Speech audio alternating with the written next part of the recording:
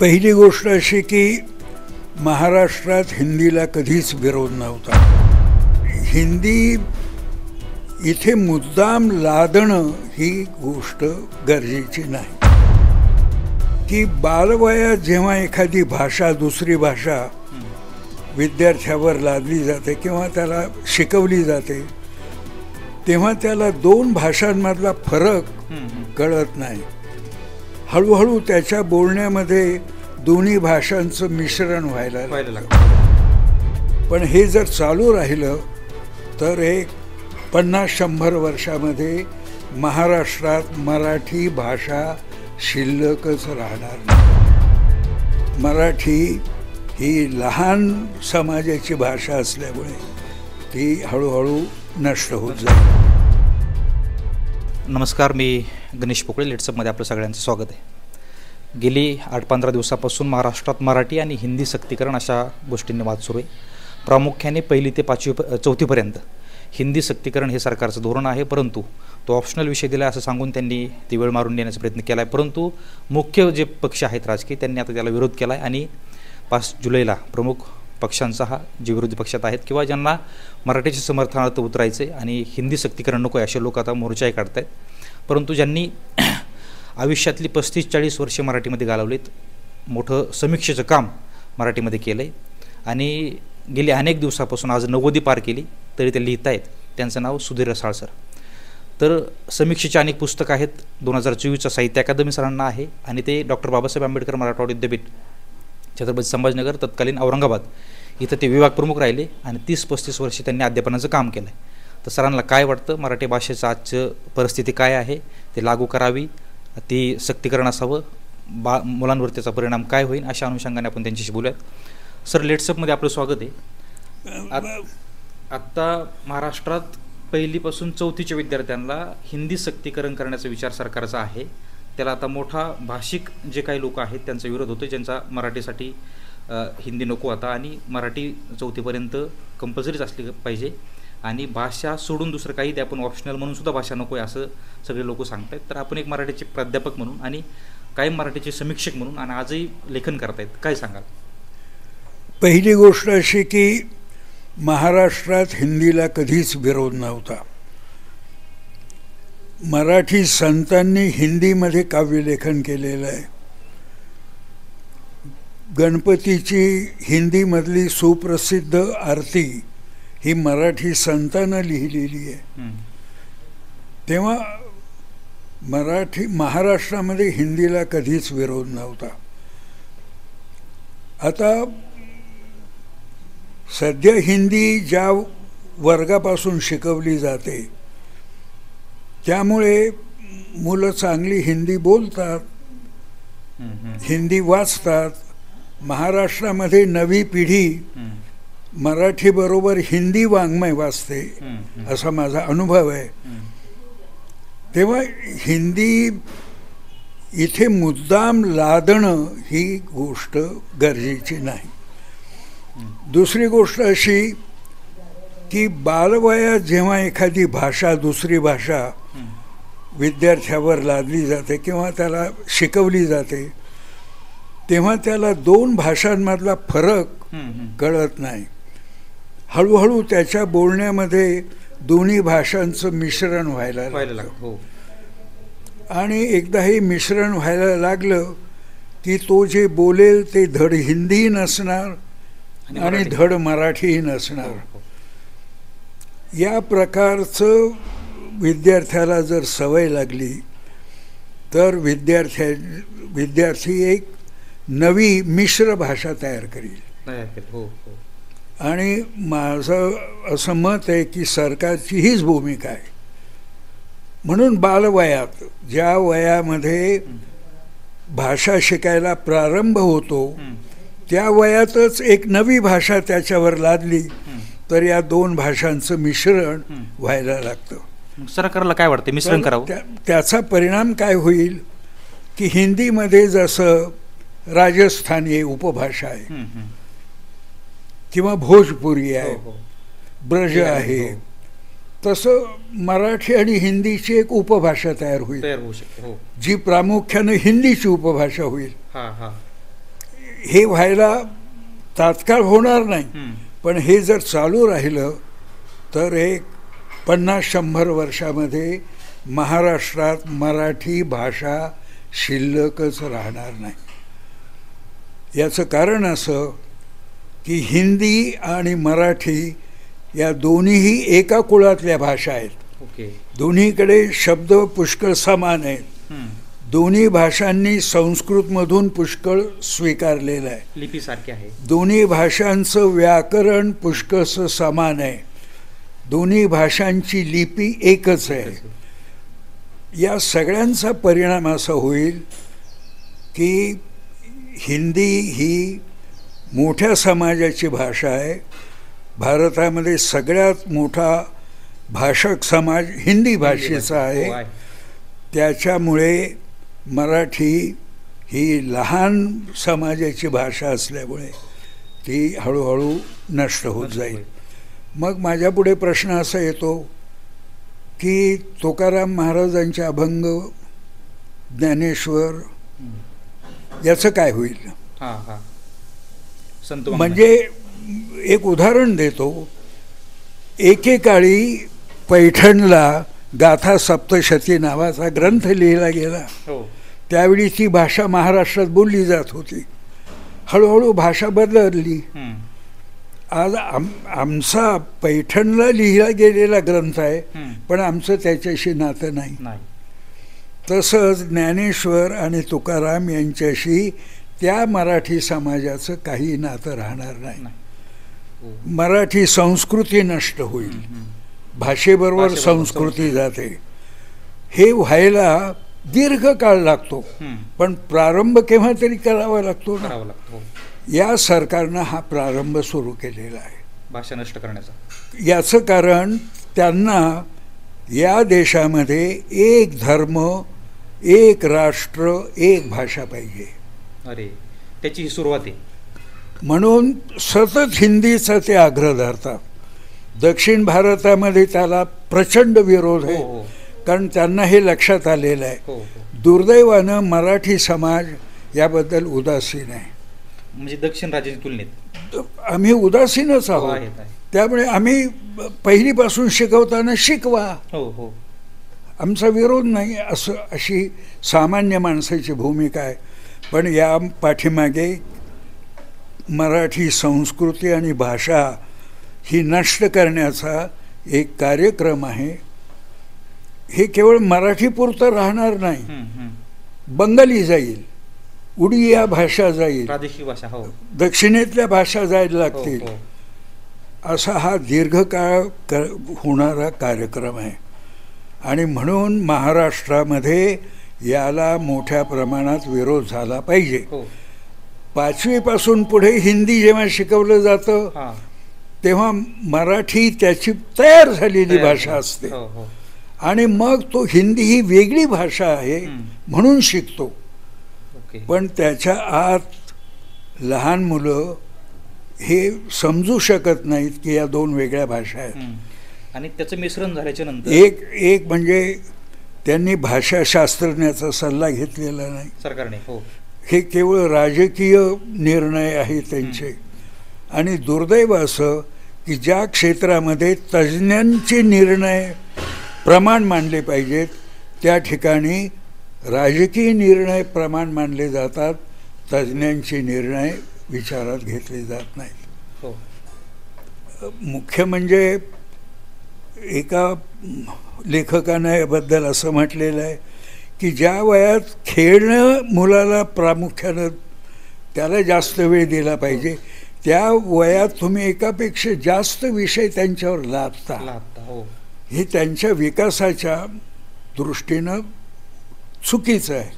म्हणजे भाषिक धोरण सोडून द्या, पण लहान मुलांच्या शाळेमध्ये शिक्षणाचं प्रमाण कमी, खेळाचं प्रमाण जास्त, किंवा खेळ आणि शिक्षण एकत्र करून त्यांना शिकवणं, या पद्धती अवलंबायला पाहिजेत. तिथं तुम्ही एक नवी भाषा त्यांच्यावर लादता, हे काही बरोबर नाही. आता सरकारचं असं म्हणणं आहे की ती भाषा जरी आम्ही ऑप्शनल ठेवली असली, म्हणजे पर्यायी भाषा म्हणून, तरी काही विरोधी पक्षांनी असा प्रश्न उपस्थित केला की तुम्ही भाषाच का लादताय, तुम्ही त्यांच्यावरती स्विमिंग म्हणजे जे लोक म्हणजे मुलांना पोहण्याचा जे काही सराव असतो, काही क्रीडाचे प्रकार द्या, काही चित्रकलेचे प्रकार द्या, भाषा का देताय? हे पहा, त्यांची हीच भूमिका आहे. खरं म्हणजे मराठी माणूस 5वीपासून हिंदी शिकला तरी तो हिंदी चांगलंच बोलतो. किंबहुना चिंतेची बाब अशी की आमच्याकडे व्यवहारात बाहेर, घराच्या बाहेर हिंदीचं प्रमाण जास्त बोलण्याचं येतं. आम्ही रिक्षावाल्याशी हिंदीत बोलतो, आम्ही हॉटेलमध्ये गेल्यावर ऑर्डर हिंदीमध्ये देतो, आम्ही दुकानात गेलो तर हिंदीमध्ये बोलतो. एवढं हिंदी जर ज्या प्रांतात आहे तिथं आणखी हिंदी त्यांच्यावर लादणं, या पाठीमागे काय उद्देश असू शकतो? आम्ही हिंदीला कधी विरोध केलाच नाही. आम्ही हिंदी आत्मसात केली, आम्ही बोलायला लागलो, तरी तुम्ही आमच्यावर अजून हिंदी लादता. याचं कारण त्यांना मराठीच नको आहे.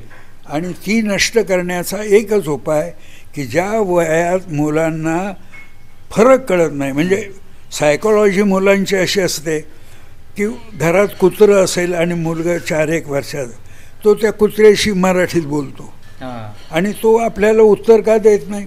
कारण मी ज्या भाषेत बोलतो तीच भाषा त्याची आहे असं त्याला वाटायला लागतं.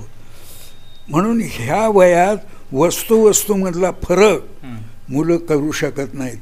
ते स्वतःची भूमिका, स्वतःचं मत वस्तूंवर लादतात आणि आपण याच पद्धतीनं मुलांना शिकवतो. एक होती चिमणी, एक होते कावळा, मग चिवताई दार उघड. म्हणजे कावळा मराठीमध्ये चिमणीशी बोलतो. यात मुलांना चुकीचं वाटत नाही. मुलं हा फरकच कळू शकत नाही की कावळ्याला मराठी येत नाही, ही मलाच येतं हे विश्वास ठेवतो. कारण ते वयच तसं असतं. त्या वयात जेव्हा तुम्ही दुसरी भाषा शिकवता तेव्हा या 2 भाषांचं मिश्रण मुलं करू लागतात. मी एक उदाहरण सांगतो. माझ्या मुलींची मुलं इंग्रजीतून शिकतात, म्हणजे मला ते व्यक्तिशः मान्य नाही, पण असं आहे की त्यांच्यावर मी लादू नाही शकत. तो हिंदी असाच लहानपणापासून शिकला माझा नातू. एकदा एक लहान मूल आलं, तो आईला म्हणाला, मी याला गोदीत घेऊ का? त्याला मुलाला आपण कडेवर घ्यायचं हे त्याला माहीतच नाही. त्याला हिंदी मधला गोदी शब्द, गोदीत घेणे, त्यानं मराठी आणि हिंदीचं मिश्रण केलं. हे नेहमी होतं. मी उर्दू भाषेतून शिकलेलो आहे. आम्हाला 3री पासून उर्दू होतं. मला तेच विचारायचं होतं, कारण आपण मराठवाड्यात असल्यामुळं आपल्याकडे बऱ्याच काळ कंपल्सरी होती. नाही, 3री पासून उर्दू होतं, 5वी पासून उर्दू माध्यम होतं आणि 7वी पर्यंत फक्त मराठी भाषा होती, बाकी मराठी नव्हती. आमच्या भाषेमध्ये मोठ्या प्रमाणात उर्दूचं मिश्रण होत होतं. आम्ही लहानपणी जी भाषा बोलत होतो त्या जवळपास 30 ते 40% उर्दू शब्दच होते. उर्दू वाक्यरचना मराठीमध्ये होती. हे मी अनुभवलेलं आहे. आता त्यानंतर हैदराबाद मुक्त झाल्यानंतर जाणीवपूर्वक मराठवाड्यातल्या लोकांनी आपलं मराठी शुद्ध करायचा प्रयत्न केला. आणि संस्कृत नाहीशी झाली व्यवहारातून. संस्कृत तर नव्हतंच. असं एक खेड्यामध्ये उर्दूचं प्रमाण वाढलं नाही, कारण शिकतच नव्हते खेड्यातले लोक. पण उर्दू राहिली नाही नंतर, मग मराठी बोलतो उर्दू बाजूला झाली व्यवहारातून. आता आम्ही जे मराठी बोलतो त्यात उर्दू शब्द येत नाही. पण 1948च्या आधी आम्ही जे बोलत होतो त्यात प्रचंड उर्दू त्यावेळेस उर्दू सक्तीच होती, सक्तीच होतं. म्हणजे हा अनुभव आम्ही घेतलेला आहे. जेव्हा लहान वयात तुमच्यावर दुसरी भाषा लादली जाते तेव्हा 2 भाषांचं मिश्रण व्हायला लागतं. आणि तुम्ही जसं म्हणलात की आता 2 भाषा मिश्रण झालं, परंतु त्याची निर्मिती जी उपभाषा होईल ती हिंदीची उपभाषा असेल, मराठीची नसेल. म्हणजे हा सुद्धा मोठा धोकाच आहे. हो, मग हाच धोका आहे. हो, मग तुम्ही संयुक्त महाराष्ट्र कशासाठी मिळवला? कशासाठी? 107 हुतात्मे कशासाठी? हो, तुम्हाला जर इथे हिंदीच करायचं आहे तर मग महाराष्ट्र नावाचा प्रदेशच द्यायला नको होता, हिंदीच ठेवायचा. हे बरोबर. मराठी भाषा. आता याचं उदाहरण, नागपूर विभाग हा मध्य प्रदेशाचा भाग होता. नागपूरमध्ये किती हिंदी आहे? खूप हिंदी, खूप प्रमाणात हिंदी बोलतात. हिंदीच प्रामुख्यानं बोललं जातं. हिंदी बोलतो. पु ल देशपांड्यांचा विनोद आहे, नागपूरच्या मराठी भाषकांची मातृभाषा हिंदी आहे. इतक्या प्रमाणात तिथे हिंदी बोलली जाते. इतक्या प्रमाणात हिंदी, कारण हिंदी हा मोठा प्रदेश आहे, त्यामुळे हिंदीचा प्रभाव जास्त पडणार. देशभरात प्रभाव जास्त. आणि नागपूर विभागामध्ये उत्तर मध्य प्रदेशातला हिंदी प्रदेश जोडलेला होता आणि त्यामुळे हिंदीचं प्रमाण खूप वाढलेलं आहे. हेच उद्या महाराष्ट्रात, उर्वरित महाराष्ट्रात होईल. परंतु आता आपण हिंदी सक्तीकरण जे आता धोरण आणलंय आणि ते लागू करतायत आपण, म्हणून आता त्या भाषेवरती बोलतोय किंवा लोक ॲग्रेसिव्ह होत आहेत. परंतु गेली अनेक दिवसांपासून महाराष्ट्रात मराठी भाषेची चिंता करावी अशी परिस्थिती आहे. होय, त्याला 2 भाषा कारणीभूत आहेत, एक हिंदी आणि दुसरं इंग्रजी. एक तर इंग्रजी शाळांमध्ये मराठी नाही, मुलं इंग्रजी शिकतात, हिंदी शिकतात. त्या शाळेत हिंदी वाचतात आणि इंग्रजी वाचतात.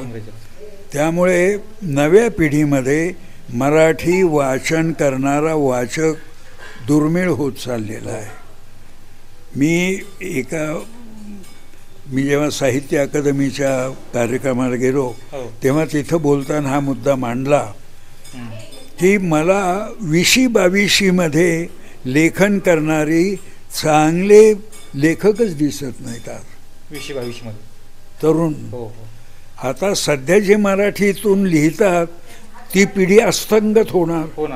तिची जागा घ्यायला नवी पिढी होत नाही. मग मराठी वाङ्मय राहील का? आणि नागरी शहरी भागात आणि काही अंशी आता ग्रामीण भागापर्यंत पोहोचले, बोलण्याची भाषा सुद्धा. आता कृष्णात खोत येऊन गेले, हा मराठीतला मोठा कादंबरीकार आहे. खेड्यातून मोठ्या प्रमाणात लेखक येत आहेत, शहरात नाहीच. कारण शहरामध्ये इंग्रजी, खेड्यामध्ये अजून त्या प्रमाणात गेलेलं नाही. उद्या जर गेलं तर खूपच एकदम. खेड्यातही मोठ्या प्रमाणात पेव फुटले, अनेक लोक इंग्लिश पातळीवर इंग्रजी शाळा आलेल्या आहेत. खूप खूप खूप. आणि मुलं इंग्रजीतून शिकायचा प्रयत्न करत आहेत. आता अनेक गावच्या शाळा मी बघतो की त्या शाळा ओस पडल्यात. अक्षरशः पटसंख्या त्या शाळेची कमी असल्यामुळं शिक्षकांची संख्या आणि ओघाने कालांतराने ती शाळाही नाहीशी होती, इतकी संख्या कमी होती. कारण लोक आपले मुलं आता ग्रामीण भागातले सगळेच तालुक्याच्या ठिकाणी किंवा शहरात इंग्लिश स्कूलला घालायला लागले आणि त्याचं त्यांना एकदम अट्रॅक्शन आहे की माझा मुलगा इंग्लिश स्कूलला गेला. होय, याचा फार वाईट परिणाम अंतिमतः आपल्या संस्कृतीवर होणार आहे. मराठी भाषा, मराठी संस्कृती शिल्लकच राहणार नाही. आता साधी गोष्ट आहे, म्हणजे इतर आपल्या मराठी जेवण कुठे मिळतं? हॉटेलमध्ये. आमच्याकडे लग्न होतात तेव्हा जे जेवण दिलं जातं ते किती मराठी असतं. त्यात अनेक राज्यांचे नाव घेऊन त्या राज्यातले ते पदार्थ नाही, म्हणजे सगळे पदार्थ पंजाबीच असतात. अनेक असतात पंजाबी, मराठी काहीच राहिलेलं नाही. रस्त्याने अनेक डाबे दिसतात, पंजाबी डाबा. आता लग्नामध्ये सुद्धा मराठी पद्धती चाललेल्या आहेत.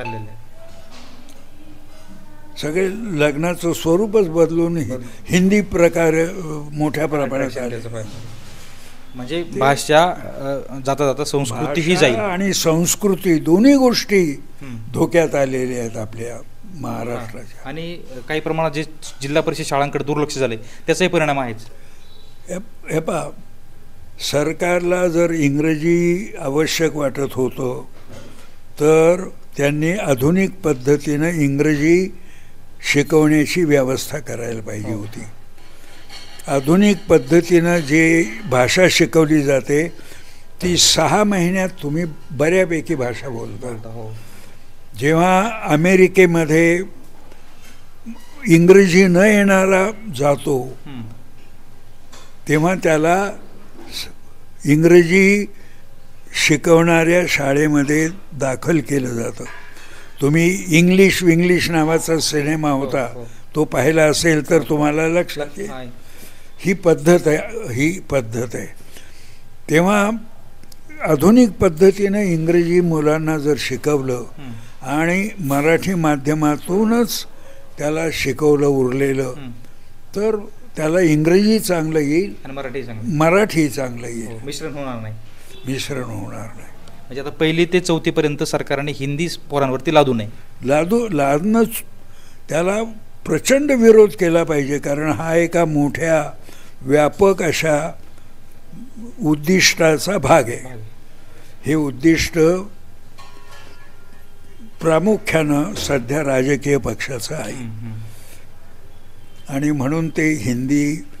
आता बघा, दर 4-6 महिन्यानं केंद्र सरकार दक्षिण भारतात हिंदीचं पिल्लू सोडतात आणि तिथं आंदोलन सुरू होतात की मागे घेतात. चेक करून पाहतात, तपासून पाहतात की काय होईल. कधी ना कधी ते म्हणतील की वा ठीक आहे हिंदी घेऊ. हा प्रयोग करून पाहतात. तोच प्रयोग आपल्याकडे चाललाय. मराठी ही त्यांना एक सोपी भूमी वाटते इथं ही भाषा पेरायला. त्यामुळं तयार भूमीमध्ये जसं पीक आपण पेरतो, पाऊस पाणी पडल्यावर शेत नीट झालं, तसं ही एक तयार भूमी आहे हिंदीच्यासाठी. म्हणून हा प्रयोग पहिल्यांदा महाराष्ट्रात करायचा. हे होते सुधीर रसाळ सर. त्यांनी हिंदी सक्तीकरणावरती परखड आपली भूमिका मांडली.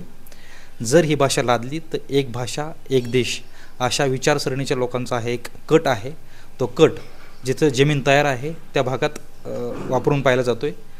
महाराष्ट्र ही अशी सुपीक भूमी आहे की इथे ही भाषा पेरण्याला सोपी जाईल म्हणून आपल्यावरती ट्राय होते. दक्षिण राज्यात ते 4-6 महिन्याचा प्रयोग करतात, परंतु तिथं लगेच आंदोलन होतात, ते मागं घेतात, परंतु त्यांचा तिथंही करण्याचा प्रयत्न आहे. पण त्यांच्या तुलनेत दक्षिण राज्याच्या तुलनेत आपण फार उदासीन आहोत असंही सरांनी सांगितले. आणि कुठल्याही परिस्थितीत आपण यांचा हा कट साध्य होऊ न देता मुलांवरती 1ली ते 4थी पर्यंत हिंदी नाही लादू दिली पाहिजे असे सर मानले. Ganesh Pokale, Chhatrapati Sambhajinagar, let's up Marathi. Social मीडियाच्या भाऊ गर्दीत विश्वासार्हतेने चकाकणारे नाव म्हणजे लेट्स अप मराठी. सगळ्यांना, सगळ्या नागरिकांना ती स्पीच, ती लेट्स अप वरील मुलाखती म्हणजे विचारांचा खजिना. त्यानंतरच्या निवडणुकीमध्ये मला सोडून गेले. बातम्या केवळ वस्तुस्थिती सांगणाऱ्या, न प्रोपगंडा, फक्त जनतेचा अजेंडा. क्योंकि आने वाला कल जाने वाला है, जाने वाला कल आने वाला है. राजकारण, मनोरंजन असो की क्रीडा क्षेत्र, महाराष्ट्राची स्पंदने संवेदनशीलतेने टिपणारे माध्यम म्हणजे लेट्स अप मराठी. जगासोबत एक पाऊल पुढे राहण्यासाठी लेट्स अपचे ॲप, सोशल मीडिया आणि वेबसाईट सोबत कनेक्टेड रहा.